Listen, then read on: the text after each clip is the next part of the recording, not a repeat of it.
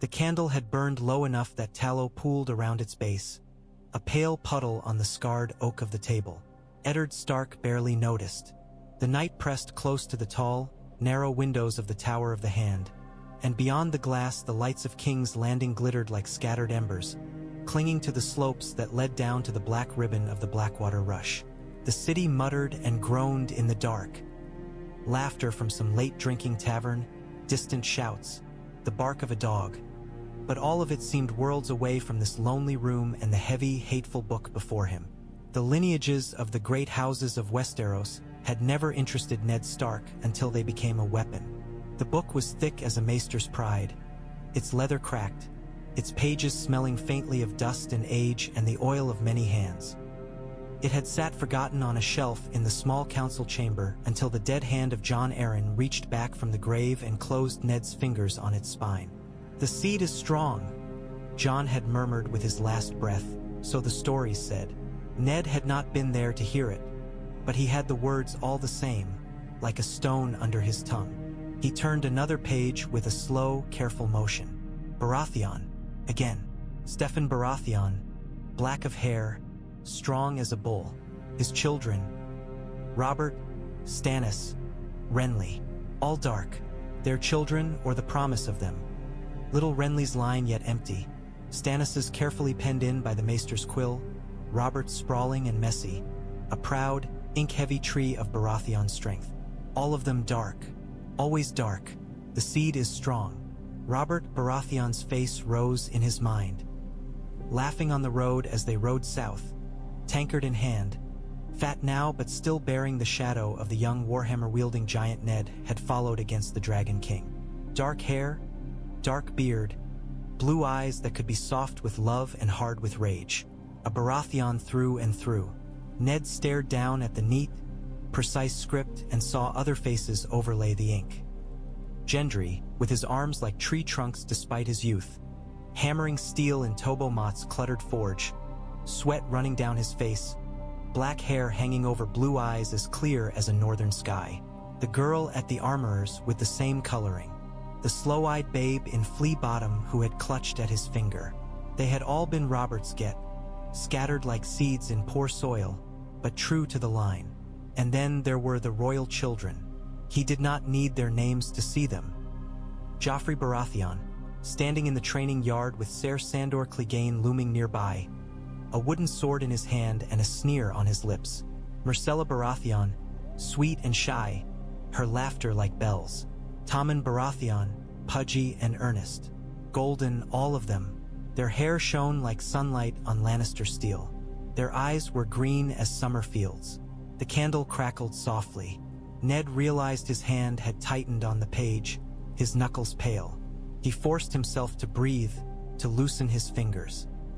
He turned back to the beginning of the Baratheon entry, then forward again to the present generation, tracing the pattern that would not break. "The seed is strong," he whispered into the empty room. His voice sounded dull and tired. He had been Hand of the King for too few weeks and far too many years, it seemed. Jon Arryn dead. The king grown soft. The queen. He thought of Cersei Lannister's gaze, cool and appraising, a lioness behind gilt bars. There was hunger there, and contempt, and the cold calculation of a woman who knew her children were the only true hold she had on a throne never meant for her. He had given her a choice, or had meant to. That had been his plan, walking out of the small council chamber earlier that day with this wretched book under his arm. He would go to her in some quiet, private place, the godswood if she would come, or some shaded balcony, and tell her what he had learned. He would speak as a man, as a father. "Take your children and flee," he would say. "Go across the narrow sea before Robert learns the truth." He would spare them, for the sake of the children and the memory of a girl whose bones lay in the cold earth of the north. Lioness' face hovered at the edge of his thoughts, the way it always did when he felt the weight of his choices. A bed of blood and roses. "Promise me, Ned." He shut the book. The sound snapped in the stillness with the finality of a sword sliding back into its scabbard. The candle flame shivered. Cersei Lannister would not run. She was not some frightened girl he could smuggle away in the night. She was a queen of Westeros, a Lannister of Casterly Rock, iron to the core. If he went to her, he would be putting the lives of Robert and his own daughters into her hands, trusting that she would value the lives of others above her grip on power. He had seen a lioness with her cubs once, on the long road south through the riverlands. The beast had crouched over the little, mewling shapes of her young and bared her teeth at a circle of distant riders, ready to die and kill for them. Cersei's cubs were golden-haired and green-eyed and born of a sin that stained every breath they drew, but that would not make her less fierce. Ned rose slowly from the chair, his joints complaining. He was not old, he told himself, only worn thin. He picked up the book of lineages, feeling its weight, the way it dragged at his arm. Felt like a judgment. He crossed to the shuttered window and pushed it open. Cool night air slipped into the room, carrying the smell of smoke and the faint tang of the sea. The Red Keep loomed dark below, its courtyards and towers picked out by torches and moonlight. Somewhere down there, in their separate wings, slept his daughters and the king and the queen, all tangled together in a web of duty and secrets and love and hate. He had thought once that he could come south, serve his friend for a time, and then go home to Winterfell. He had been a fool. The South did not allow such easy bargains. He touched the window frame, fingers brushing the chill stone, and made his choice. He would not go to Cersei Lannister. He would go to Robert Baratheon. The steps down from the Tower of the Hand spiraled narrow and steep, worn by the tread of men who had held this office before him. Eddard Stark descended them with the book hugged close to his chest, his cloak whispering against the stone. The torch he carried threw jagged light over the walls, catching at carved faces and iron sconces, making them seem to sneer and grin as he passed. Joffrey Castle waited at the base of the stair, as Ned had known he would. The captain of his guard stood straight despite the late hour, hand resting loosely on the pommel of his sword, his dark hair tied back. At the sight of Ned's expression, his easy grin faded. "My lord," Joffrey said quietly, "you've not slept." Ned extinguished the torch in a wall bracket and set the stub in an empty sconce. "Nor have you, it seems." Joffrey shrugged one shoulder. "Hard to sleep with so many lions prowling these halls. The men take turns on the watches, but I thought it best to stay near." "You were right." Ned's voice came out rougher than he intended. He adjusted his grip on the book. His arm had already begun to ache. "I go to the king. At this hour?" Joffrey frowned. "Is it wise, my lord?" No, Ned could not bring himself to soften the truth. "But it is necessary. I'll not ask you to come inside. Wait by the door if you will. See that no one enters. No one, Joffrey. Not the queen, not the Kingsguard. No one." Jory's eyes widened a fraction. He had been with Ned long enough to recognize the weight behind commands like these. "Aye, my lord," he said. "You have my word." They stepped out into the corridor. The Red Keep by night was a different beast than by day. Gone were the bustling servants, the clatter of armor, the murmur of courtiers. The air was heavy with the smell of extinguished torches and cooling stone. Their boots echoed softly as they walked, stark against the hush. Ned's thoughts turned inward as they made their way through the sleeping castle. Memories rose unbidden, stitched together by the thin thread of the book beneath his arm. Jon Arryn standing at a window in the Vale, wind tugging at his hair as he spoke of duty. Robert, young and laughing, his warhammer on his shoulder as if it weighed no more than a walking stick. Lyanna, fierce and wild-eyed, arguing with their father about some slight or another, her dark hair loose around her face. If I tell him, it will break him, he thought, but silence will kill him. The truth was a sword too. He had been forged in the north, where men did not flinch from the blow their own judgment demanded. He had swung the sword on the day he took Garrett's head outside Winterfell, because the man who passes the sentence should swing the sword. He had watched the warm steam of Garrett's blood rise in the cold air and felt his son's eyes on him. Now the man before the block was his king. They passed beneath a stone archway carved with stags in flight, their antlers a tangle of shadow. Beyond it lay the royal wing, guarded by 2 gold cloaks in ill-fitting mail who stiffened at the sight of the hand's pin. "My lords," one of them stammered, looking from Ned to Jory. "The king is Abed?" Ned asked. "Aye, my lord Hand. He retired some hours past. There's wine with him and—" The guard faltered, uncertain how much to say of the king's appetites.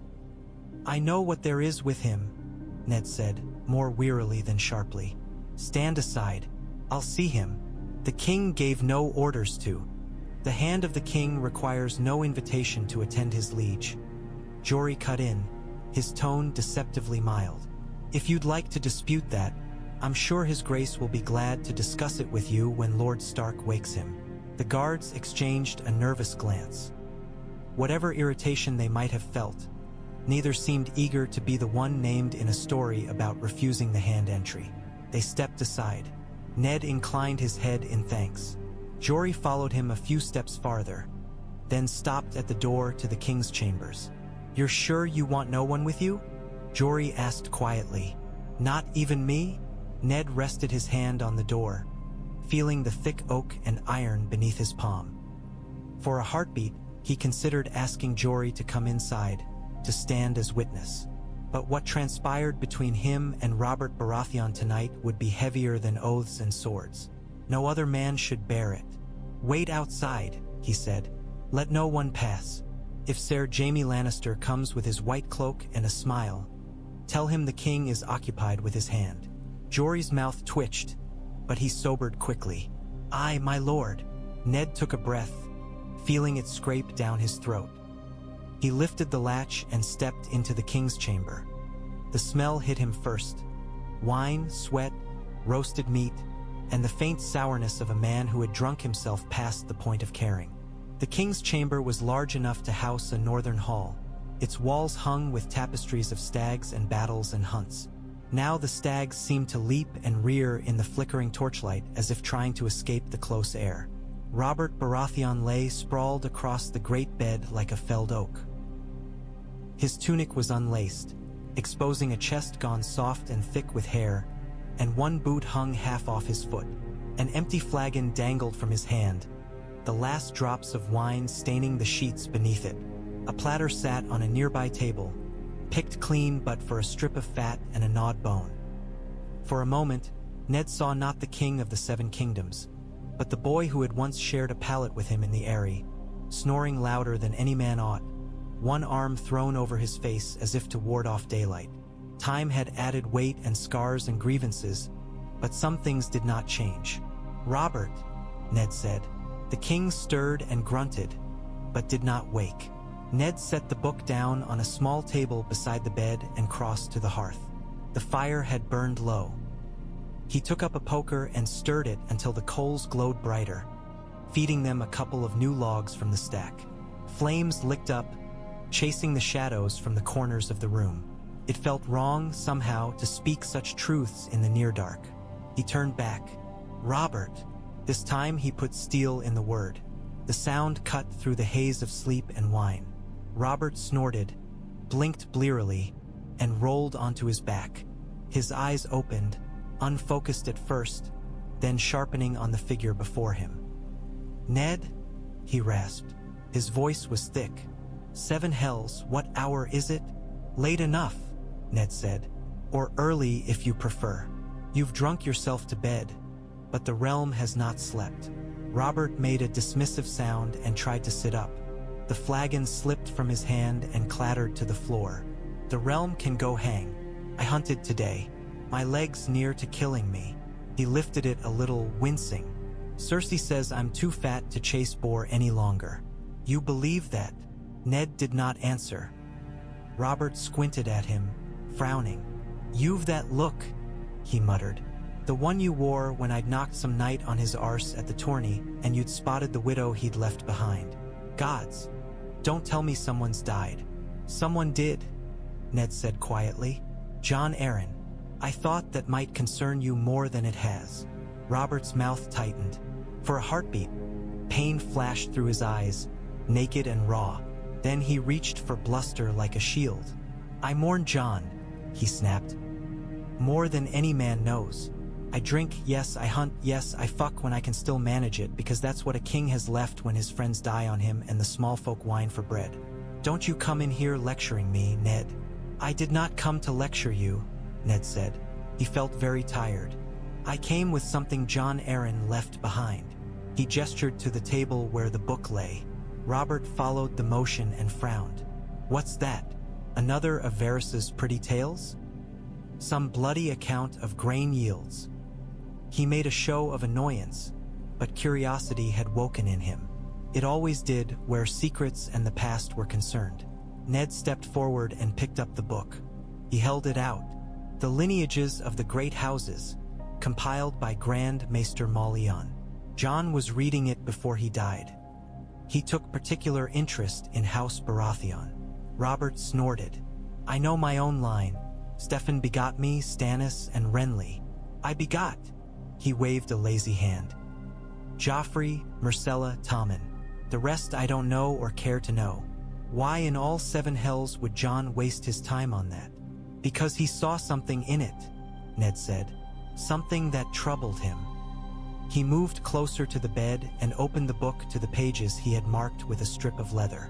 Names and sigils marched down the parchment in black ink. He held it where Robert could see.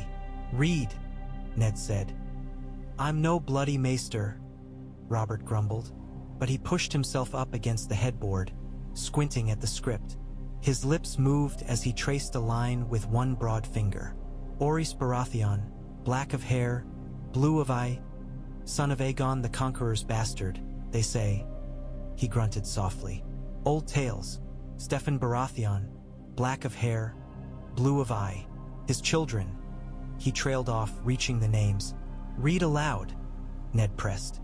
Robert shot him an irritated look, but he complied. Robert Baratheon, black of hair, blue of eye. Stannis Baratheon, black of hair, blue of eye. Renly Baratheon, black of hair, blue of eye.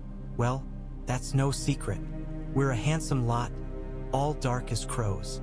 We are, Ned said. Turn the page. Robert turned the page with less care than Ned would have liked, his thick fingers smudging the edge. He squinted again, breath sour with wine. Stannis Baratheon's line, he muttered. Some maester's wishful thinking there, unless he's been hiding bastards from that sour-faced wife of his. Renly's line, none yet. He grinned, a flash of the old Robert. Though I wager he's working on it in every bed in King's Landing. Further, Ned said. His mouth had gone dry. He swallowed. Robert's smile faded. He flipped to the back pages, where a later maester's hand had added more recent branches. The script grew fresher there, the ink a darker black. Robert Baratheon, he read slowly, married to Cersei Lannister of House Lannister. His voice took on a mocking lilt at her name. Issue, Joffrey Baratheon, Myrcella Baratheon, Tommen Baratheon. He looked up, scowling. I don't see what. Describe them, Ned said. What? Your children, Robert. To a stranger who has never seen them. How would you describe them? Robert stared at him, affronted. What madness is this? They are my children. Describe them, Ned repeated, unyielding. The king wrestled with annoyance and confusion. At last he shrugged, leaning back against the carved headboard. Joffrey is tall for his age, a handsome boy, golden-haired like his mother. Green eyes too, Targaryen green, the maesters say, his brows knit.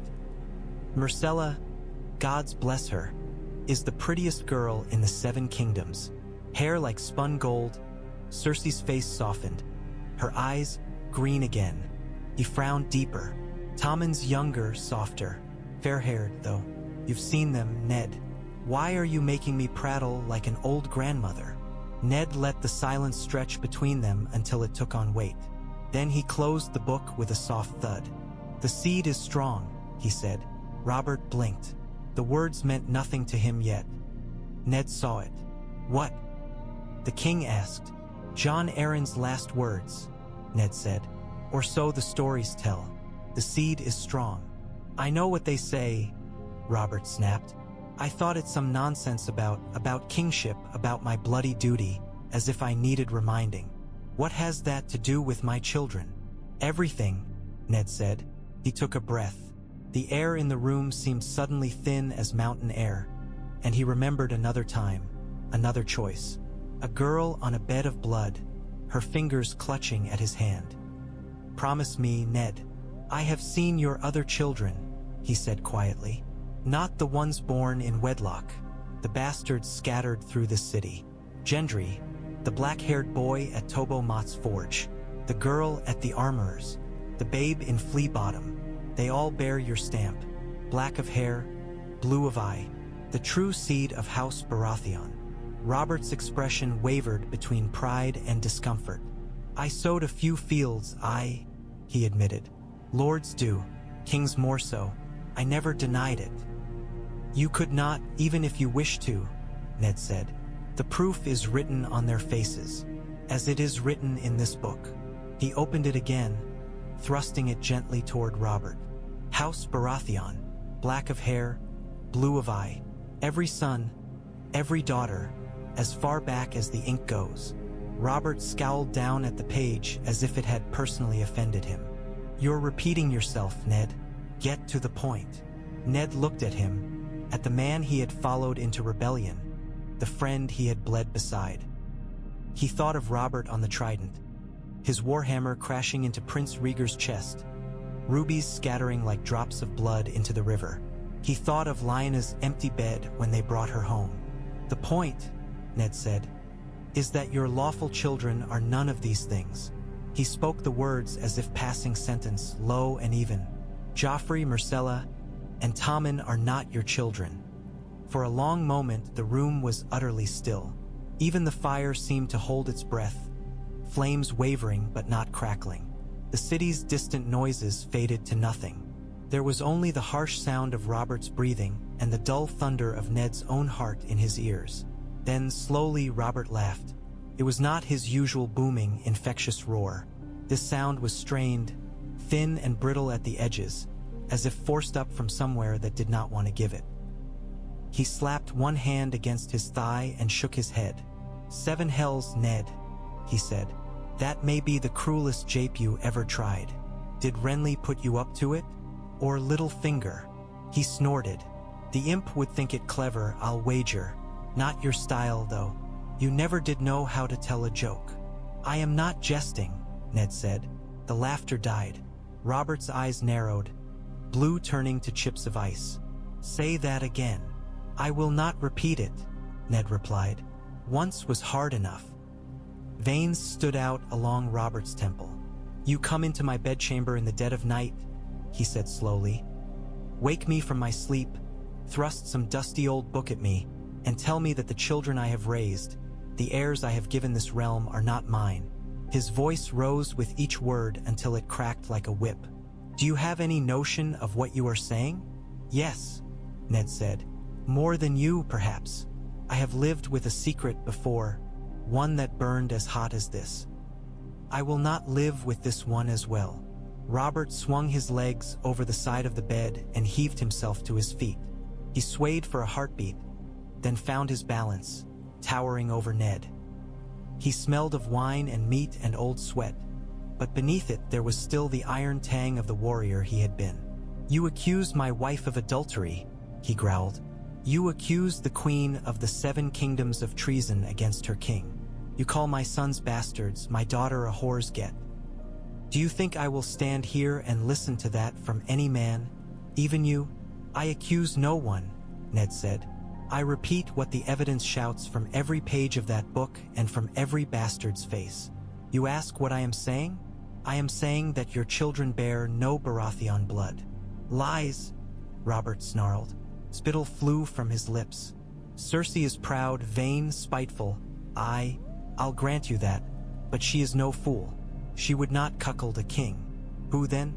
Some pretty singer? One of her brother's prancing knights. Her brother, Ned said quietly. The word sank into the room like a stone into deep water. Robert blinked. What? He asked, though he had heard. Jaime Lannister, Ned said. The Kingslayer, her twin. I have spoken with those who watched them as children. They were always together. Too close, some said, even then. And here in the Red Keep, who is in her chambers more often than he? Who has her ear, her trust, more than any man? He guards her door, they say. Who guards him from what lies within? Robert stared at him. His chest rose and fell, each breath rough, ragged. The color drained from his face, leaving his skin sallow and mottled. "You dare," he whispered. "You dare to say that to me. You, who watched me cross half the realm to save your sister from a madman. You, who know what Rhaegar Targaryen did. You come to me with this tale of incest and treason, and you expect me to believe it." "I expect you to see what is in front of you," Ned said. "You know the Kingslayer's face. You know the Queen's. Look at your children tomorrow in the light of day. Truly look, Robert. You will see them there, not yourself." Images flickered behind Robert's eyes as if someone had thrown open a shutter in his skull. Jaime Lannister, all golden grace, laughing as he vaulted into a saddle. Cersei Lannister, her hand resting on the white lion worked into his breastplate, their heads bent close together in some private jest. Joffrey in the yard, lifting his chin just so, the same arrogant tilt as the Kingslayer when he thought no one noticed. Myrcella's smile, shy and sweet, but framed by hair that glowed like spun gold, the way Cersei's had in their wedding bed. He shook his head violently, as if to dislodge the visions. "No," he muttered. "No, they're Lannisters on their mother's side. Of course they share some look. That proves nothing. Perhaps not to a man who will not see," Ned said, his voice gentler now. "But Jon Arryn saw. He died for it, I think." He stepped closer, until only a pace separated them. Robert glared, but did not step back. "Think on his death," Ned said. "A strong man, Hale, suddenly taken ill. The maesters say it was a sickness of the chest, but he managed a few words on his deathbed. The seed is strong. Why would that be his last thought, unless he had found what I have found?" Robert's hand twitched at his side, as if reaching for a warhammer that was not there. "If this is true," he said hoarsely, "then I have been made a fool in truth all these years. I've been lying in a bed of Lannister plots, thinking myself a king." "It is not you who lied," Ned said. "Whatever else we say of you, that crime is not yours." Robert barked a humorless laugh. "No, I swore before gods and men that I took Cersei as my lawful wife, that I would keep her and protect her. I swore I'd father children on her. What have I done instead? Drunk myself into stupidity while she, he could not finish. His hand lashed out and cuffed the book from Ned's grip. It flew across the room, pages fluttering, and struck the wall before falling to the floor. The sound made them both flinch. "I will not believe it," Robert snarled. "I will not." But the denial rang hollow. Ned stooped, picked up the book, and set it on the table again. The leather had split slightly at the spine where it had struck. Some part of him mourned even that small damage. He had lived too long where knowledge was hard-won and jealously guarded. "You may refuse to believe it," he said, "but that will not make it false. You may choose to turn your face away, Robert. I will not. I cannot. I am Hand of the King. It is my duty to see the realm safe." Robert's eyes flashed. "Duty," he spat. "Always duty with you, Ned. What of friendship? What of the boy who followed me to war, who watched me break Rhaegar on the trident? Will that boy help me now? Or will he only lecture me like some gray-bearded maester?" Ned saw that day as clearly as if he stood there again. The roar of men, the crash of steel, Prince Rhaegar's rubies flying in a glittering arc as Robert's hammer caved in the dragon's breastplate. The river had run red in truth, and afterward, when the dead were dragged from the water, the two of them had stood side by side, younger, leaner, certain of the rightness of what they had done. "You once asked me to help you win a crown," Ned said. "I did. Now I am asking you to keep it, and to keep your honor with it." "Honor?" Robert whispered, as if the word were poison. He sank back onto the edge of the bed, his shoulders sagging. The anger seemed to drain from him all at once, leaving a man who looked older than his years, his face slack with weariness. "If this is true," he said slowly, staring at the rushes on the floor, "then my line ends with me. All these years, I have called Joffrey my heir. I have bled and killed and drunk and whored with the certainty that whatever else I was, I had given this realm an heir. And now you say there is none, that I have sat on the Iron Throne for near 15 years like some usurper half-baked, with no true seed to follow."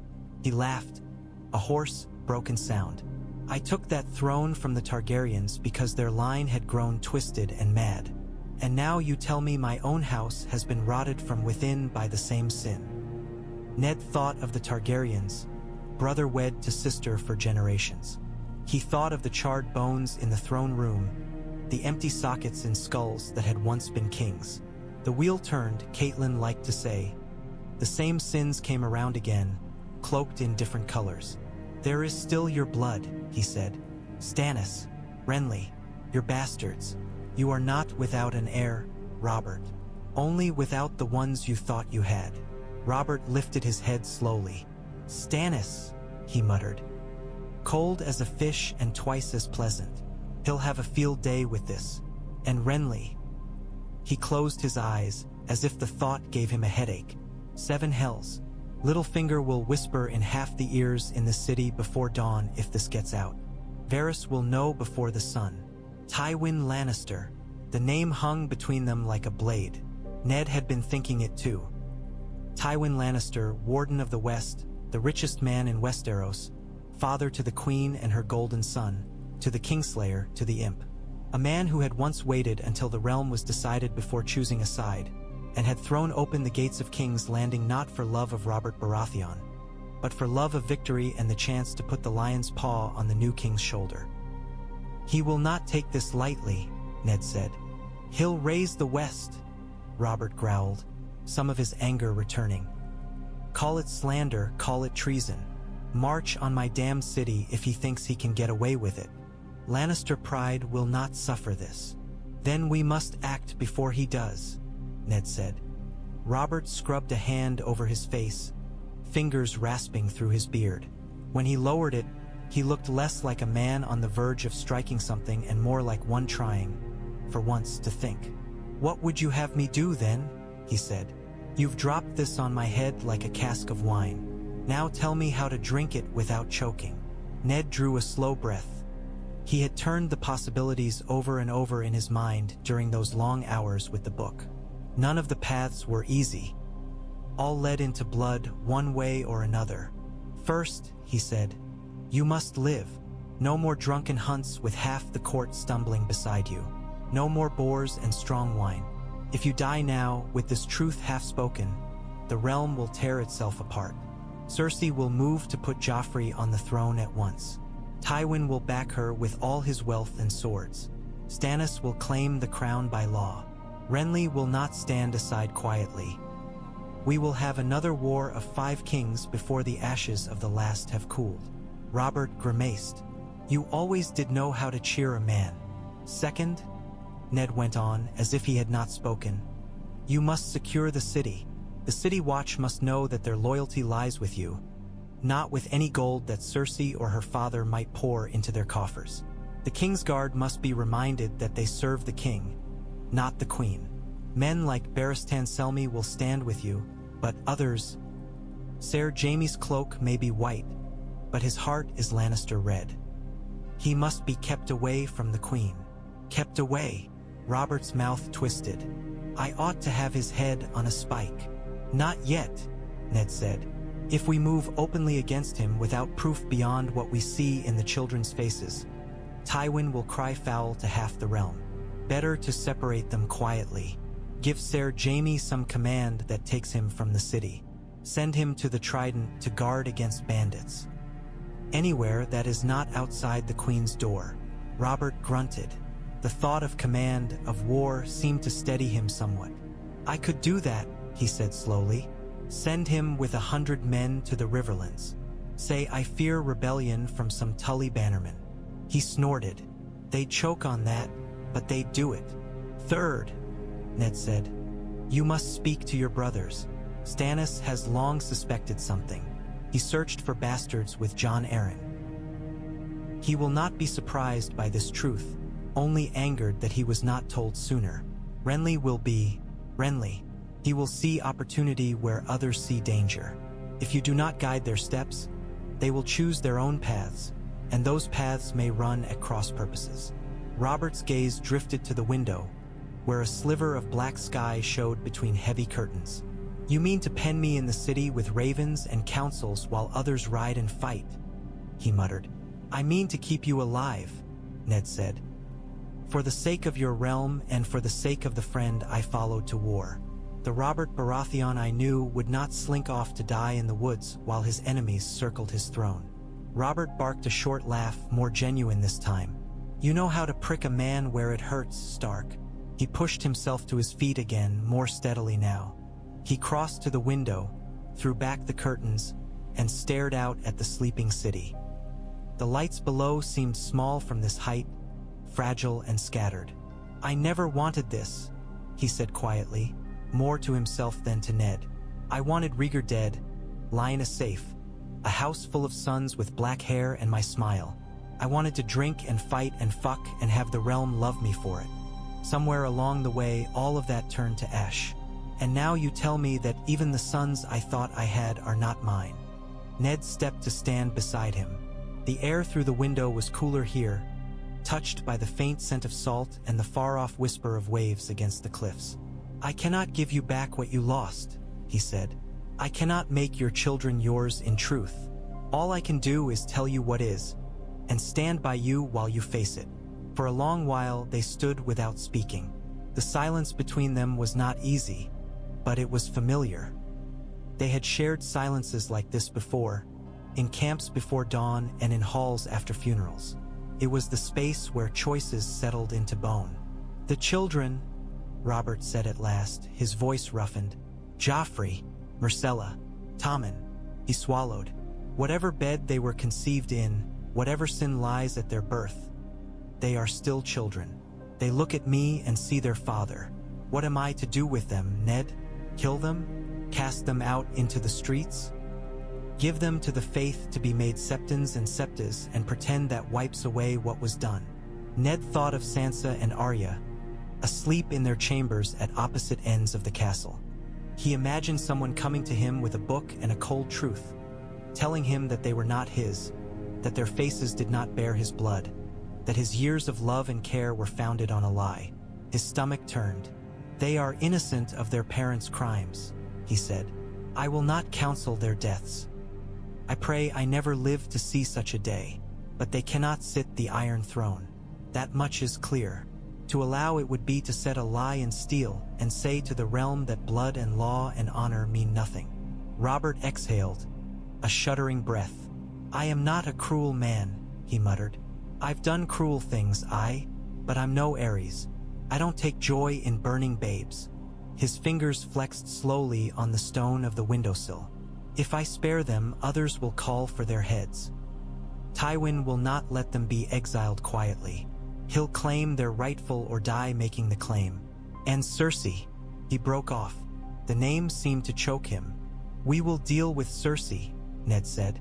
But not this night. Tonight we take the first step. You know the truth now.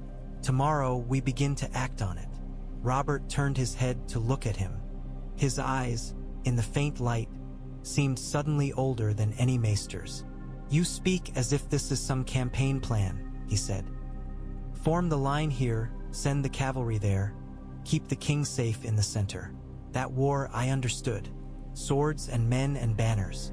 This, he gestured vaguely, encompassing the web of secrets and bloodlines and lies. This is not a foe I know how to fight. Then we will fight it together, Ned said simply, as we fought before. You with your strength, me with what little wit I have, and with men we can trust. Barristan Selmy, Stannis, perhaps Renly, if his vanity can be turned to our purpose. And you? Robert asked. Ned blinked. I am here, am I not? For how long? Robert pressed. You've been whining about going home to your snows since you set foot in my city. Will you run back to your precious Winterfell and leave me drowning in lion shit? The question stung because there was truth in it. Ned had longed for the cold, clean wind of the north every day he had been in the south. The red keep smelled of secrets and perfumed lies. It made his skin itch. But duty held him here, as strong as any chain. I will not leave you, he said. Not until this is settled. Robert studied him a moment longer, then nodded, something like acceptance in the gesture. Good, he said abruptly. Good. Then here is what we will do at first light. First light, Ned echoed. Robert nodded, a grim smile tugging at the corner of his mouth. It was not the carefree grin of their youth, but it was something. I'll not be skulking about in shadows like some thief. I am the king. If there are serpents in my bed, I will root them out in the day, not creep around them at night. You mean to confront her, Ned said. He had known it would come to this, but hearing the decision spoken aloud sent a chill through him. Robert said. In the small council chamber, with witnesses, you Pycelle, Varys, Littlefinger, Selmy. Let them all see and hear. Let no man say later that Robert Baratheon was tricked into casting doubt on his own blood. I'll put the book in front of her. I'll ask her, straight to her face, if what you say is true. She will deny it, Ned said. Perhaps, Robert conceded. But she's proud, my lioness. Pride cuts both ways. Corner her, and she may bare her teeth rather than lie. And if she lies... His jaw clenched. If she lies to my face with the truth plain as day between us, then I will know her for what she is. Ned thought of Cersei Lannister's green eyes, cool and measuring. He had faced warriors on battlefields and felt less unease than he did at the prospect of confronting her with her sins. If you do this, he said, you must be ready to act on what follows. Once the accusation is made, there is no calling it back. The Lannisters will not forgive. Tywin will not forget. This will mean war, Robert, whether of swords or of whispers. When has my life not meant war? Robert muttered, but he nodded. I hear you. Still, I am king. If there is rot at the heart of my house, I will not leave it festering because I fear what comes after. He pushed away from the window and strode back to the table, his limp more pronounced now that the wine's numbness had worn off. He picked up the book of lineages and turned it over in his hands, his thumb tracing the crack in the spine where it had struck the wall. Jon Arryn died for this, you say, he said. I won't have his death be for nothing, nor yours, if this kills you. Ned's mouth quirked in a humorless half-smile. I have no intention of dying anytime soon. Neither did he, I'll wager, Robert said. He set the book down with more care this time. Then he reached for a small bell on the table and rang it, the sound sharp and clear in the chamber.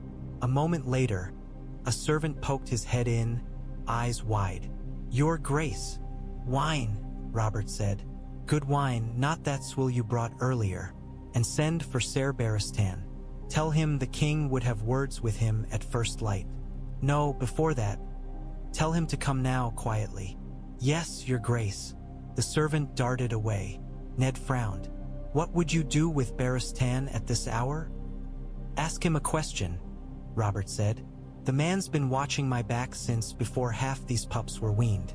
If anyone in this cursed city will tell me the truth that isn't you, it's him. I'll have his red on this, on my children, on the queen, on that golden bastard Jaime. He flexed his hand, fingers curling. I need more than one sword at my side when I walk into the council chamber tomorrow. Ned inclined his head. He is a good man. Robert said. We'll see if being good has made him blind. He sank back into a chair with a weary sigh. The rage that had flared in him still simmered, but it no longer seemed on the verge of exploding. The wine fog had lifted enough for something like thought to take its place. For the first time in a long time, Robert Baratheon looked less like a man trying to outrun his own history and more like a king facing it. Ned watched him, feeling the old, familiar ache of affection and exasperation. 15 years ago, they had stood together against a mad king and a dragon prince. Now they stood against lies woven into the very blood of the royal house. The enemy had changed, but the bond between them had not entirely withered. "You should sleep if you can," Ned said quietly. "Tomorrow will be hard." Robert snorted. "Sleep?" He shook his head. "I doubt I'll find much of that." He looked up, eyes suddenly sharp. "You, though, go back to your tower, Ned. Rest if the gods will grant it. You've done your part tonight. You brought me the truth. The rest is mine." Ned hesitated. Leaving felt wrong, as if he were abandoning his friend in the middle of a frozen river. But there was nothing more to be done here. The die had been cast. In the morning, they would see how it landed. "If you need me," Robert waved a hand, "I'll send a boy running up your damn tower stairs. Go." Ned bowed his head slightly, a gesture between friends more than between a lord and his king. Then he turned and walked to the door. His hand lingered on the latch for a heartbeat. He looked back once. Robert sat hunched over the book, the candlelight painting deep grooves in his face. His crown lay on the table beside him, a loop of gold and antlers catching the light but not worn. It struck Ned, suddenly and with strange clarity, that this was the true shape of kingship. Not rubies in a river or crowds shouting in a square, but a tired, heavy man and a heavier truth in the thin hours of the night. He opened the door and stepped out into the corridor, where Joffrey Castle straightened at once. "Well?" Joffrey asked, searching his lord's face. Ned closed the door gently behind him. The latch clicked into place with a soft, irrevocable sound. "The wolf has howled," he said. "Now we see who wakes." Ser Barristan Selmy had risen in the dark to worse summons than this. Kings who screamed in their sleep, queens who feared assassins in the walls, princes who drunk too much arbor gold and wanted a duel at moonrise. All of it had pulled him from his bed over the decades. Duty did not keep the hours of decent men. Even so, the knock on his door in the white pre-dawn had carried a different weight. The young page's voice had trembled as he said, "His Grace requires you at once, sire." "At once," he said, and quietly. That word clung to Barristan like mist as he walked. The torches hissed along the stone passages, throwing yellow tongues of light that danced over the banners. Stag, dragon, lion, falcon, stitched into the walls. Outside the narrow windows, the sky was only beginning to pale, a smudge of lighter gray against darker. He knew this castle the way an old soldier knew his scars. The Red Keep had been his home under 3 kings now, for if one counted the boy on the throne as anything but a shadow behind his mother's skirts. He had walked these corridors beside Aerys Targaryen, listening to the Mad King mutter to himself about traitors. He had walked them beside Robert Baratheon, laughing as the new king boasted of hunting and whoring and all the pleasures of a peace he had paid for in blood. Now his step was measured, neither hurried nor slow, as he made his way to the king's chambers. He did not allow himself to speculate. A king's guard might wonder, but he did not let his wonder show. The white cloak weighed upon his shoulders as heavily as any mail. The 2 gold cloaks at the royal door tried to look alert when they saw him, though the younger could not quite hide a yawn. "Ser Barristan," the older one said, straightening. "His Grace is within." "Alone?" Barristan asked. The man hesitated. "Lord Stark went not long ago, sire. The Hand. Before that, I believe no one else." Lord Stark. Barristan stored the name away with a small, inward nod. Of all the men in this city, Eddard Stark was the one he trusted most to speak the hard truths. If the Hand had been closeted with the king in the small hours before dawn, then something more than a gout of temper or a fresh hunting plan was afoot. He did not show it on his face. "Very good," he said. "You'll announce me." The guard knocked and opened the door at the king's muffled reply. Barristan stepped inside, ducking his head beneath the thick oak lintel. The chamber smelled of wine and smoke, and the stale heat of too many candles burned too low. Robert Baratheon sat at the table near the hearth. Not his bed, His broad frame hunched over a heavy book. The crown lay beside it, a twisted circle of gold and antlers, as if it had been tossed down in disgust. A decanter of red wine stood near his elbow, half empty, but the king's cup was dry. "Your Grace," Barristan said, bowing. Robert lifted his head. His eyes were rimmed red, but they were clear, too clear. Barristan knew the look of a man sobered not by sleep but by something harsher. "Barristan," the king said. His voice was rough. "Come." "Shut the door." Barristan did as he was bid, the latch clicking home behind him. The room felt smaller with the door closed, the walls closing in around king and knight and the secrets between them. "You sent for me, Your Grace," Barristan said. "How may I serve?" Robert stared at him for a long moment, as if weighing him on some invisible scale. Whatever he found seemed to satisfy him enough. "You've been guarding kings since before my beard came in," Robert said. "You watched Ares rot from the inside, watched Rhaegar prance around in his rubies, watched me take this damn chair from them both. You've seen a good king and a bad one, if there is such a thing." His mouth twisted. "Tell me, Ser Barristan, have you ever seen a greater fool than I?" Barristan's brow creased. "I have seen many kings make many mistakes," he said carefully. "Folly is not confined to fools." Robert let out a rough bark of something that could have been laughter. "Spoken like a true old knight. Never say straight what might vex a man. Sit, Barristan. I won't have you looming over me like some white-plumed conscience." Barristan hesitated. Kingsguard did not sit in their king's presence as a rule, but Robert waved away the unspoken protest. "Sit," he repeated. "I'm not asking you to drink. I need your eyes, not your liver." Barristan lowered himself into the chair opposite, his white cloak spilling over the sides. The book lay between them, its pages open to dense script and little inked stags.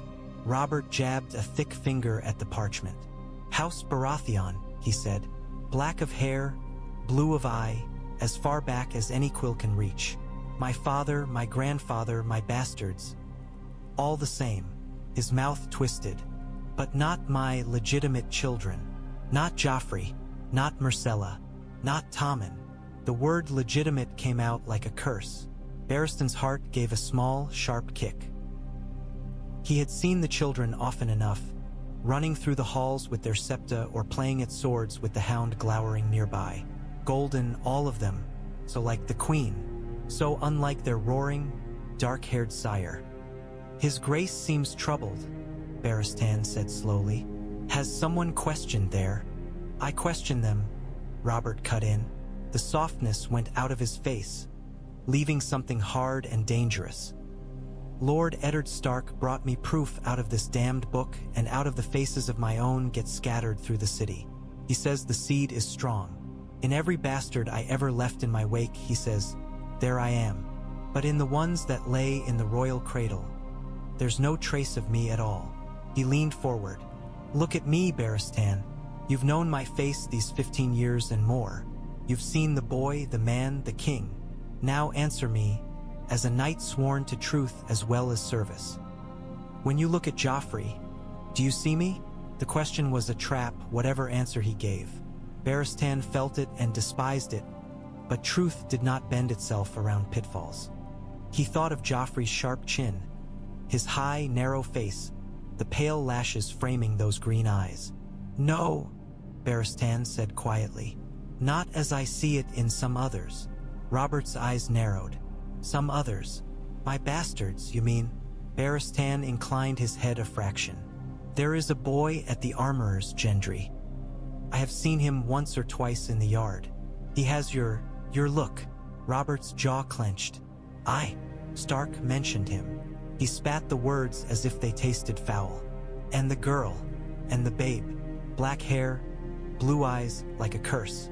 The gods mock me with them while my heirs look like Lannisters through and through." He pushed the book toward Barristan. "And what of this? You can read as well as any maester. See if the quill lies." Barristan bent over the parchment. The words swam a little in the uncertain light, but he had spent long nights with old chronicles before, under kings who needed their pasts polished. The entries for House Baratheon indeed marched in orderly lines of black of hair, blue of eye, repeated with almost tedious regularity. It was not in the nature of heredity to be so uniform, yet here it was, inked and permanent. He straightened slowly. The weight of the white cloak on his shoulders had never felt heavier. "What would you have me say, your grace?" he asked. "I am no maester to speak on blood and seed. I am a swordsman. I know steel and oath. This, if Lord Stark is right, it is treason of a sort I have never." "Treason," Robert said. "That's a mild word for it." He rubbed his face with one hand, fingers scraping through his beard. "Stark says the children are not mine at all, that they're born of incest, that Cersei and her golden brother share more than a face." The word hung between them, foul and heavy. Barristan's mind leapt, unwilling, to snatches of memory he had never thought to examine closely. Jaime Lannister standing behind the Queen's chair at feasts, his hand resting on the carved lion's head, their heads tipped together. The Queen laughing at some jest only she and her brother seemed to hear. The way their eyes had met, a fraction too familiar, when Joffrey did something especially cruel or especially brave. "It would explain much," Barristan said at last, his voice barely above a whisper. Robert's head came up sharply. "What did you say?" "Only," Barristan chose his words with painstaking care, "only that your grace's children favor their mother's house strongly, and that Ser Jaime is often at her side. I never thought ill of it, but if what you say is true," he met the king's gaze squarely, "I would not doubt Lord Stark's eyes in such a matter." The sky had begun to lighten when Eddard Stark abandoned any pretense of sleep. He had lain on his back on the hard mattress, staring at the ceiling beams, listening to the faint creaks and sighs of the Tower of the Hand. Catelyn would have told him to rest while he could. There would be too little of it in days to come, she would say. He had closed his eyes for her sake. But Lyanna's voice had whispered under his lids, and Robert's heavy breathing, and the dry rasp of turning pages. After an hour of that, he swung his legs over the side of the bed and reached for his clothes. The water in the ewer was cool when he splashed it over his face, chasing the last clinging tendrils of night from his thoughts. He dressed in silence, plain wool and linen under his cloak, the hands pin-fixed where it would be seen.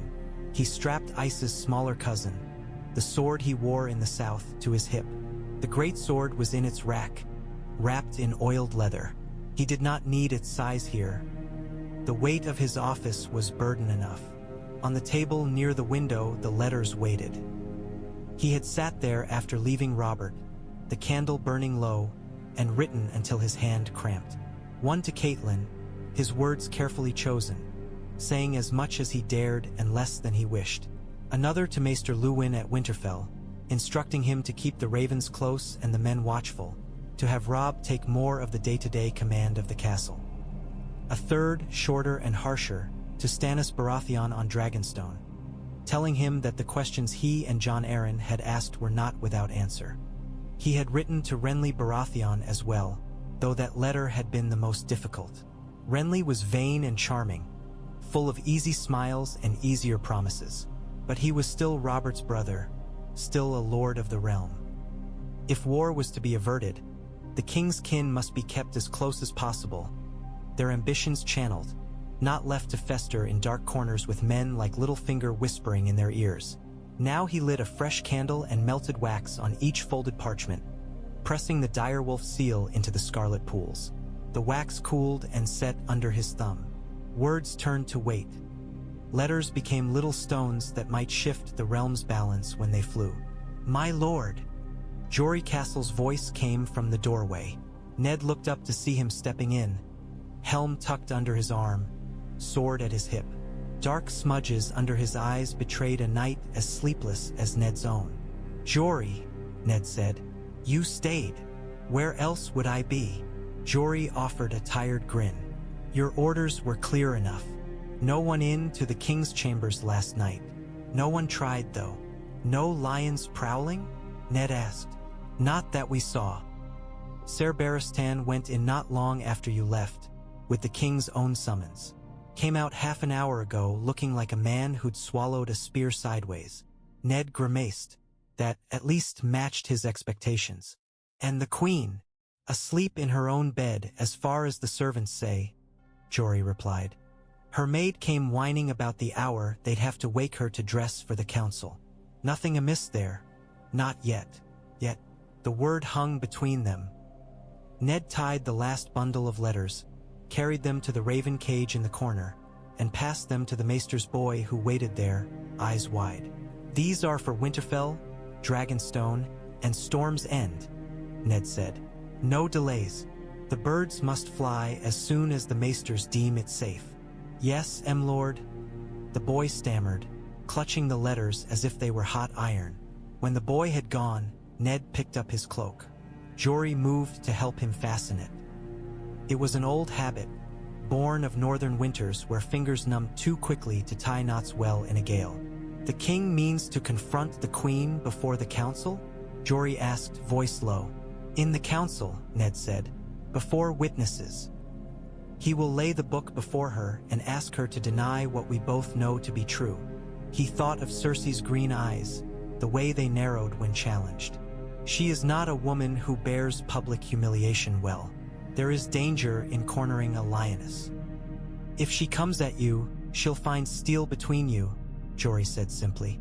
I'll see to it. Ned laid a hand briefly on his shoulder. See to Sansa and Arya as well. They must be kept from the council chamber and from any tumult. Sansa will pout if she hears there's some grand drama and she's not allowed to watch, Jory said, smiling faintly. Arya will try to sneak in. Lock their doors if you must, Ned said. Better a sulk than a funeral. The small council chamber smelled faintly of parchment and ink and the lingering sweetness of spiced wine. It was a smaller room than the throne hall, but no less dangerous. Here, wars were started with words before swords ever left their scabbards. Varys was already in his usual place when Ned arrived, wrapped in soft lavender silk that rustled when he moved his hands. He smiled as the hand entered, a plump, practiced smile that never quite reached his eyes. Lord Stark, he murmured.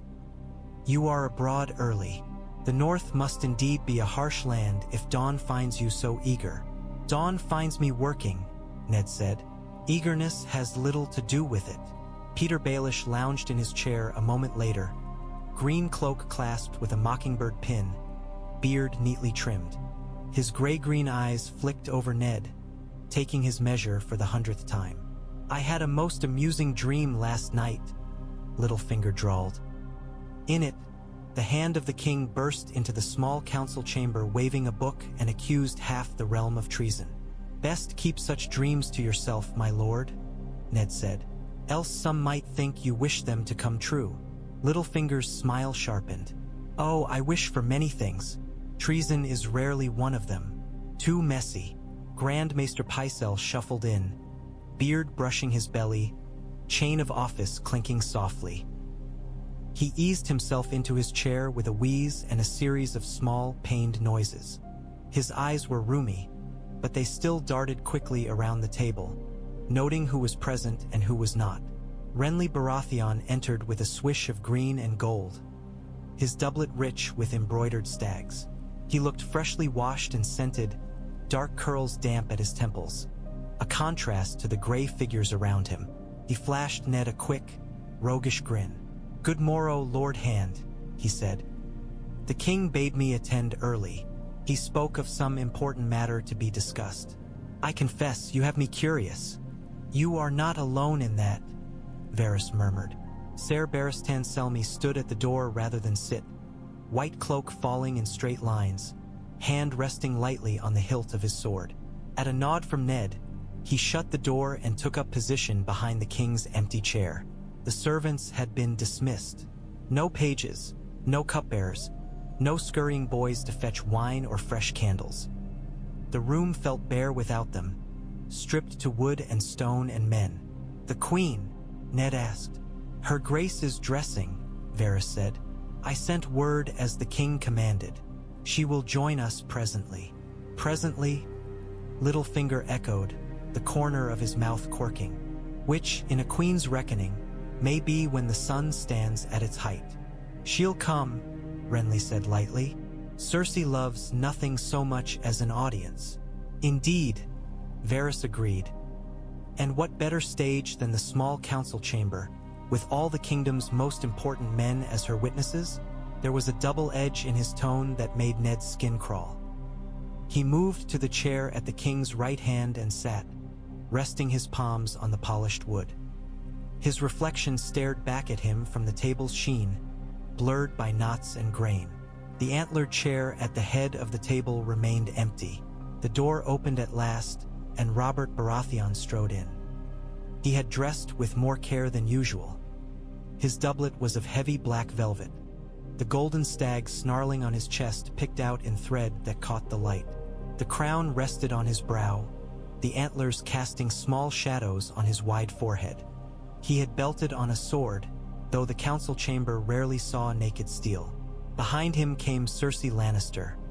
Cersei Lannister moved like a woman walking into a feast she half expected to find poisoned and had determined to eat regardless. Her gown flowed around her in dark, rich folds, the color of a forest under rain, embroidered with golden lions that seemed to prowl along her sleeves. Her hair was a cascade of gold, artfully arranged to seem effortless. Her crown rested on it like a smaller echo of Robert's antlers, delicate, precise, deadly. Two Lannister guards in red and gold stopped at the threshold as Ser Barristan stepped subtly into their path. He did not speak, but his white-cloaked presence was its own command. After a moment's hesitation, the Lannister men bowed stiffly and remained outside. "Your Grace," Cersei said, curtsying to Robert with a bend of her head that acknowledged his rank without surrendering any pride. "You sent for me at an unusual hour. I trust there is good reason." Robert looked at her for a long heartbeat. The Storm Lord of old wars was in his face, layered over the softness years had added. Rage and grief wrestled behind his eyes, but his voice, when he spoke, was steady. "There is reason enough," he said. "Sit." Cersei's gaze flicked to the chairs. They were all occupied save one. Slowly, she moved to the place opposite Ned, near the foot of the table, and lowered herself onto the wood.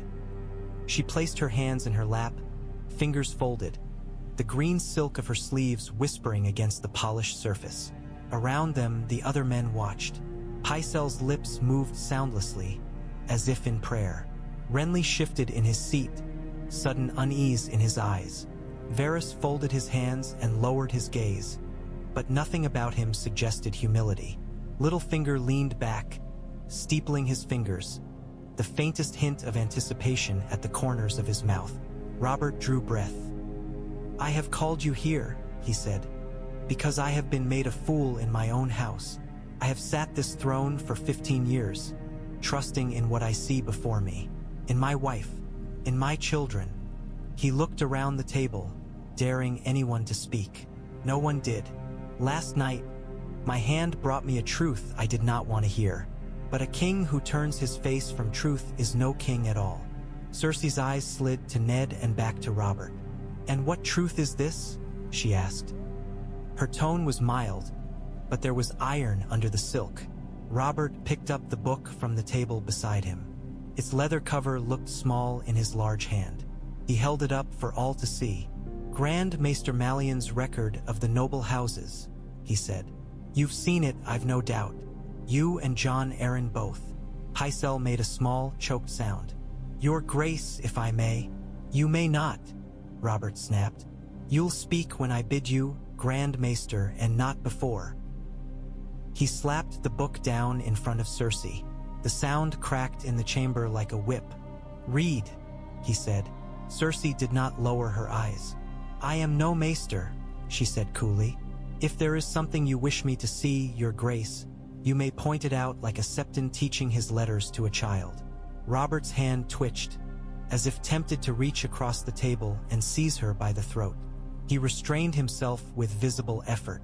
"Very well," he said through gritted teeth. "House Baratheon.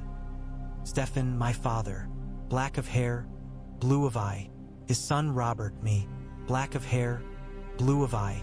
Stannis, Renly, all the same. He leaned forward. Yet when I look at Joffrey, I see none of it. Nor in Myrcella, nor in Tommen. None of them bear a single mark of me. Not one. Children often favor their mothers, Cersei replied. I once knew a knight whose 3 sons might have been carved in their father's image, and one daughter who looked nothing like either parent. Would you have had her dragged to the yard and questioned about her parentage as well? This is no jest, Robert growled. You know what I speak of, do I? Her eyes were a cool, pale green. You speak of hair and eyes, as if the gods rolled dice each time a babe is made. Shall we question every lord in the realm whose child does not mirror him? Shall we drag them all before you for judgment? Enough, Ned said quietly. The queen turned her gaze on him, lips tightening. You have much to answer for, Lord Stark, she said. To slander a queen and her children to their king is a grave crime. To make it true is graver, Ned replied. His voice was calm, but each word was hammered steel. We have more than hair color. We have a pattern that never breaks until you're children. We have Jon Arryn's death after he asked too many questions. We have the closeness between you and your brother, Ser Jaime. Closer than is seemly for twins. Closer than is safe for a queen and a kingsguard. Her hand clenched in her lap. For the first time, something flickered in her eyes. Fear, or perhaps only anger sharpened by it. You dare, she whispered. You, who spent years raising another man's bastard as your own under your own lady's roof, dare to speak to me of seemliness. The words struck like a slap. Ned felt the blood rise in his face.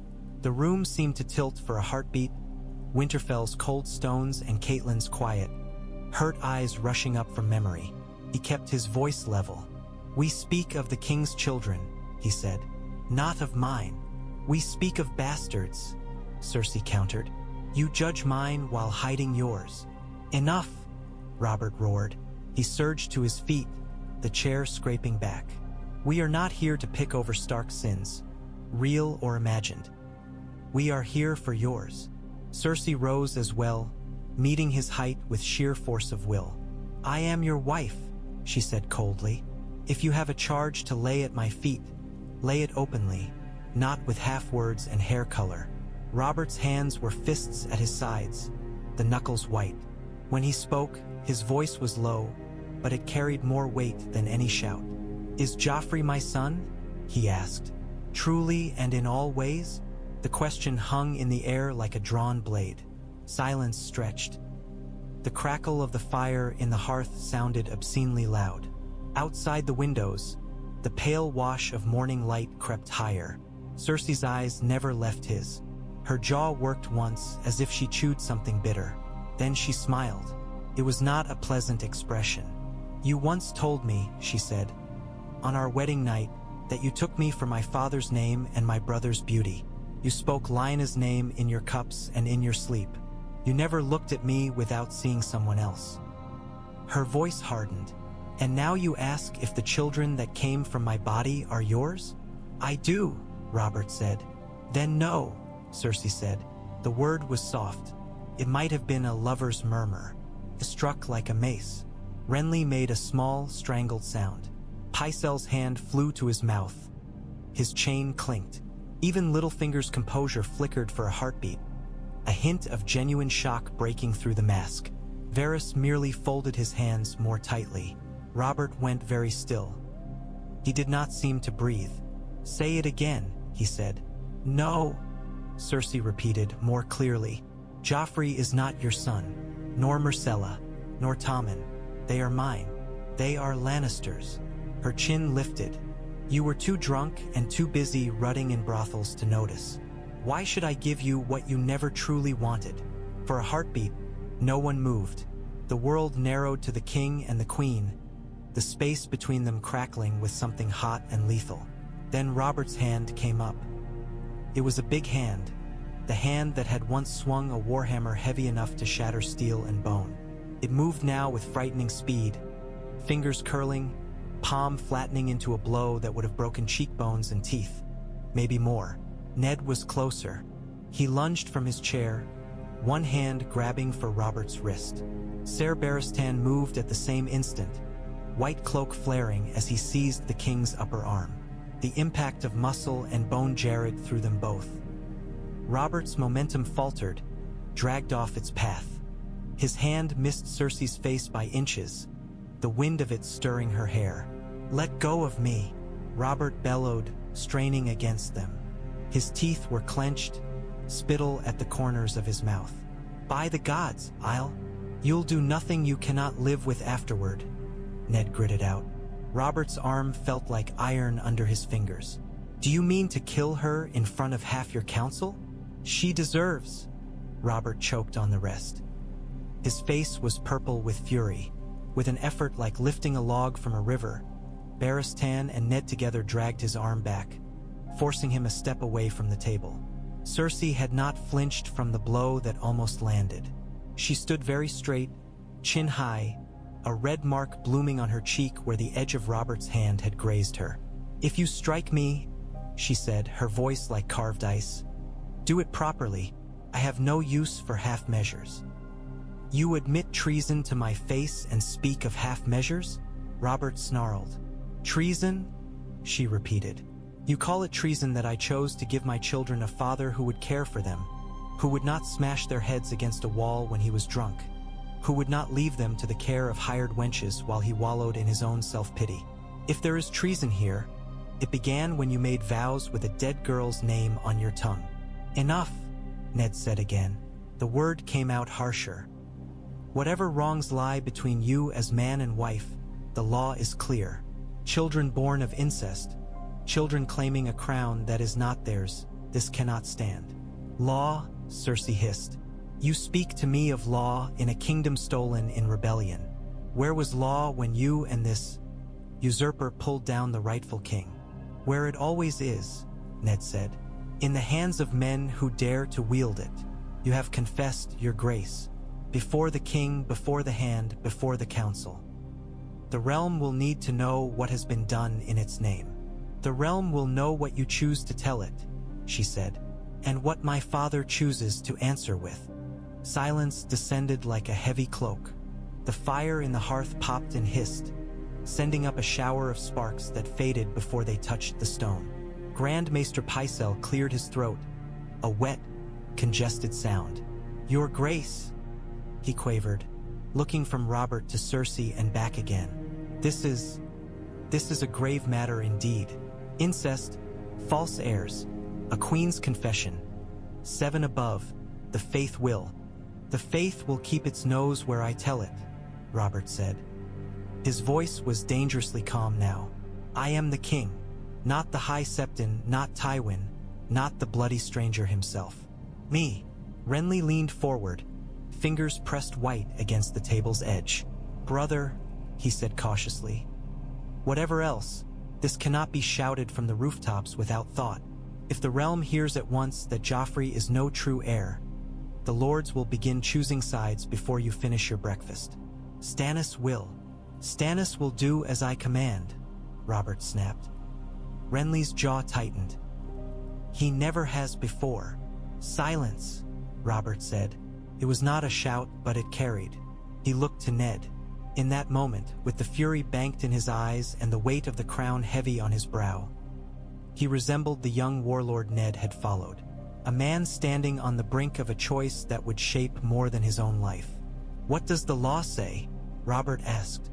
"Plainly, not in Maester's quibbles and Septon's sermons. A woman lies with her brother and bears children who sit in the place of true heirs.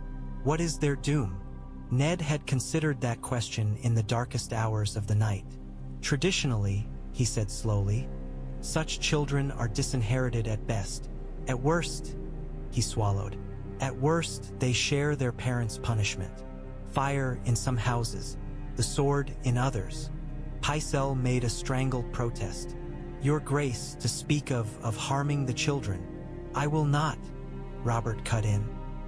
"I told Stark last night, and I'll say it again here, I am not Ares. I will not roast babes because their parents are sinners." He glared at Cersei, and there was something like pain in his eyes. They are innocent, whatever bed they were conceived in. Joffrey is a cruel little shit, but that's as much my doing as anyone's. I let him grow that way. Myrcella, his voice roughened. She never asked for any of this. So you will let them remain as they are? Littlefinger asked quietly. Golden princes and princess, adored by the people, a constant reminder to ambitious lords that there is another house they might prefer to see on the throne? No, Robert's gaze swung to him, sharp as a thrown axe. They may be innocent, but they are not Baratheons.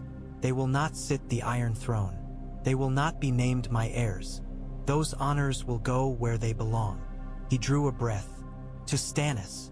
Renly's mouth opened and shut again. Varys's eyes flickered, just once. Littlefinger's fingers tightened together, as if he had heard a tune and recognized its possibilities. And the Queen? Ned asked. Robert turned back to Cersei. Whatever tenderness had flickered when he spoke of the children was gone. Cersei of House Lannister, he said in the flat, formal tone of a judge. You have lain with your brother and borne him 3 children. You have placed them in the line of succession, knowing they carry no drop of Baratheon blood. You have lied to your king, to this council, and to the realm. She lifted her chin. I have done what I must to protect my children, she said. If that is a crime, then I stand guilty. It is a crime, Robert said, and there is a price for it. He looked to Ned again, then to Barristan, then back to Cersei. I will not have your head, not today. Killing the mother of my children in open court would do the realm more harm than good. The faith would wail, the west would howl, and I'd look no better than the dragon I replaced. She held his gaze, waiting. But you will not rule here, Robert went on. From this day you are queen in name only. You will be confined to your chambers under guard. You will see the children only at my pleasure. You will have no more part in councils, no more part in choosing their guards or tutors or septas. His mouth was a hard line. You wanted your brother so much? You will have his fate as well in time. Cersei's nostrils flared. You cannot keep a Lannister under lock like some common thief. I can, Robert said. And I will. Ser Barristan. The old knight straightened. Your grace. You will take a hand-picked guard, men loyal to me and to the throne, not to Lannister gold, Robert said. You will escort the queen back to her chambers and see her confined there. No visitors without my word. No letters sent or received without passing through the hand's eyes. If she resists, see she does not. Barristan bowed his head. As you command, your grace. Cersei laughed. It was a brittle sound. Do you think this will save you? She asked. You put me in a gilded cage and keep my children from me, and you think my father will sit in the west and do nothing? You have signed your own death warrant, Robert. Maybe, Robert said. But if I'm to die, I'll do it standing on my own legs, not lying in a bed you've made for me. He gestured sharply. Take her. For a heartbeat, Cersei did not move. Then she rose, as regal as if she walked to take a throne rather than a prison. Her gown whispered against the stone as she swept from her chair. She paused at the head of the table, close enough to Robert that he might have reached out and touched her sleeve. I will remember this, she said quietly. Only he and Ned nearest could truly hear her. Every word, every hand upon me, every lock turned against me. When my father comes, he will remember too. Let him, Robert said. She turned her gaze to Ned, and for the first time, the mask of pride cracked enough for him to glimpse the fury below. You should have gone home, Stark, she whispered. You and your little northern wolves. The game you've stepped into will devour you. Perhaps, Ned said, but better to be devoured than to live on your terms. Her lip curled. Then she stepped past him, past Renly's pale shock, past Varys's polite bow and Littlefinger's curious glance. Ser Barristan fell in at her side, white cloak trailing. 2 gold cloaks Ned recognized as men he had spoken with himself took up places behind. The door opened. Light spilled in from the corridor beyond, catching in her hair one last time before she vanished through it. The door shut with a solid, echoing boom. For a long moment, The men she left behind sat or stood as if turned to stone. At last, Renly exhaled explosively. 7 hells, he muttered. You could have warned me I was walking into a sept full of wildfire. We were all walking, Ned said. His throat felt dry. Some of us just knew the smell sooner. Robert sank heavily back into his chair. He lifted a hand to his head and removed the crown as if it weighed 100 weight, setting it down on the table in front of him. His hair beneath was damp with sweat. I will need Janos Slint, he said, the commander of the city watch, and men I can trust among his officers. If there are any. There are some, Ned said. I have spoken with a few, but gold buys loyalty quickly in this city. Then we'll pay more, Robert said. From the royal coffers if we must. Stannis can howl about expenses later. For now, the watch must know they answer to me. If Cersei reaches them first, they will be reached by both, Littlefinger murmured. It may come down to who they believe will still be standing in a month's time. Then we must make certain that is the king, Varys said mildly. Robert shot them both a baleful look but did not gainsay the point. He looked at Ned instead. See to it, he said. You are my hand. You have a better head for men than I do. Find me officers in the watch who will hold when the gold starts flowing. Put wolves among them if you must. I will, Ned said. And send ravens, Robert went on, to Dragonstone and Storm's End. Stannis and Renly must be told, and from my mouth not some gossips. I'll not have them hearing that their nephews are bastards and their sister-by-law an adulteress from a tavern singer. The letters are written, Ned said. They will fly before midday, if the maesters have sense. Robert's shoulders slumped a little. For the first time since the Queen's confession, he looked less like a man in battle and more like one who had been battered by the waves after. Then there's Jaime, he said. He spat the name. The golden bastard. I want him out of this city before the sun sets. Far across the keep in the White Sword Tower, Ser Jaime Lannister sat alone. The dawn light slipped through the high narrow windows, picking out the dust motes that danced in the air. Against the far wall, the armor of long-dead Kingsguard stood on wooden frames, their white cloaks yellowed with age. Before him on a stand lay the white book, its pages spread open to his own thin entry. The ink was neat, precise. Ser Jaime Lannister called the Kingslayer. Sworn brother of the Kingsguard to Aerys II Targaryen and, later, to Robert I Baratheon. The lines of deeds beneath were shorter than they should have been for a man his age. Commanders and lords had been reluctant to trust their flanks to a boy who had once sunk his sword into a king's back. He regarded the entry with wry amusement. They forgot to write "bedded the queen in between," he murmured. A knock at the door cut across his jest. Jaime rose, the movement smooth. He had already donned his mail and the white enameled breastplate. Only the cloak lay across the bench. He swept it up, swung it around his shoulders, and fastened it with practiced fingers. Enter, he called. The door opened to admit a gold-cloaked captain and a page in Baratheon livery. The captain's beard was salt and pepper, his posture stiff with unease. Ser Jaime, the captain said, bowing. His grace commands your presence in the small council chamber. At once. Jaime arched a brow. Since when does the king need a Kingsguard at his council meetings? Or is someone finally going to try to put a knife in his back while he sits? I know nothing of the king's purposes, sir, the captain said. Only that he said at once. Jaime studied him a moment longer. The man's eyes skittered away. A prickle of warning traced its fingers along Jaime's spine. Something had shifted in the castle's air. The usual smells. Bread baking in the distant kitchens, horse and sweat drifting up from the stables, were overshadowed by the metallic tang of anticipation. Very well, Jaime said. He reached for his sword belt. Let us not keep our gracious king waiting. As he followed the captain through the corridors, the castle seemed strangely quiet. Servants pressed themselves against the walls as he passed, eyes downcast. A pair of Lannister men-at-arms he knew from the Queen's retinue paused at the sight of him, then moved on without greeting. He passed the queen's corridor. 2 white cloaks and 2 gold cloaks stood outside her door, an unusual cluster at this hour. Jaime slowed. "The queen?" he asked.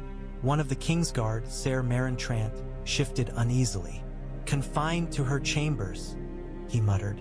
"By order of the king." Jaime's hand stilled on his sword hilt. "Confined," he repeated. "For what crime?" Ser Meryn swallowed. "Best you hear it from his grace, sir." The prickle along Jaime's spine became a cold hand closing around the base of his skull. "So, the game changes." He smiled, a small, humorless twist of his mouth, and continued on toward the council chamber. Whatever storm awaited him there, he would face it as he had faced all others, with steel ready and a jest on his tongue, and the knowledge that somewhere behind these walls, his sister burned with the same fury he felt. The Storm Lord's fury had been roused. Jaime meant to see whether it would fall on lions alone, or whether direwolves and stags would feel its bite as well.